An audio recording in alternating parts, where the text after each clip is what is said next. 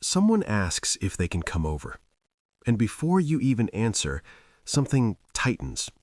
Not because you don't like them, not because you're being difficult, because your home isn't just a space. It's the one place in the world that's completely yours. And there's a very specific psychological reason you want to keep it that way. Most people have never heard it explained. People who don't like having guests over get misread constantly, called selfish, standoffish, strange. But psychology tells a different story entirely. Research shows that highly autonomous individuals, people with a strong need for personal agency, experience their private space as a direct extension of their identity. It's not a house, it's a psychological boundary. And inviting someone in doesn't just feel like hosting, it feels like exposure. There's a difference. And once you understand what's actually driving that feeling, the guilt finally makes sense. Your home is the only environment you fully control. The temperature, the noise level, the energy, the pace of everything. Outside, you adjust constantly. You perform. You manage how you're perceived. You absorb other people's moods without always realizing it. Home is where that stops. Psychologists call this restorative environment theory.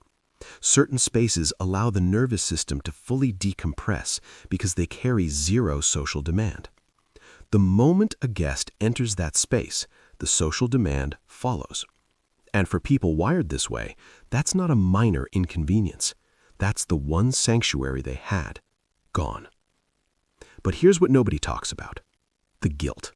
Because the world tells you hosting is generosity, that an open home means an open heart, that turning people away, even kindly, makes you cold.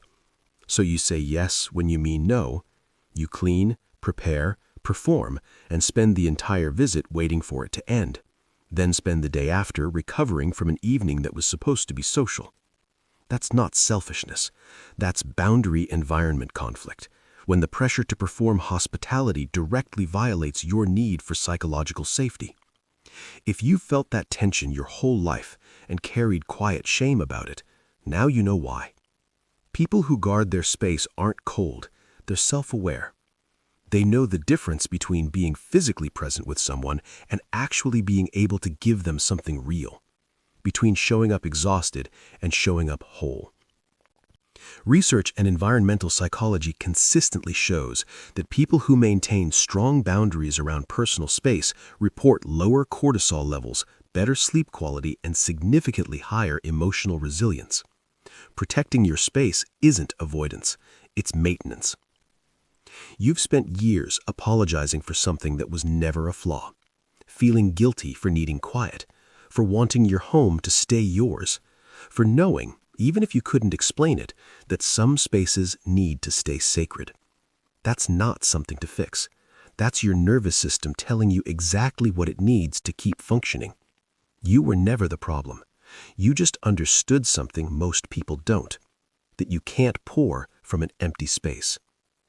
The fact that you watched this far says everything. Subscribe for more.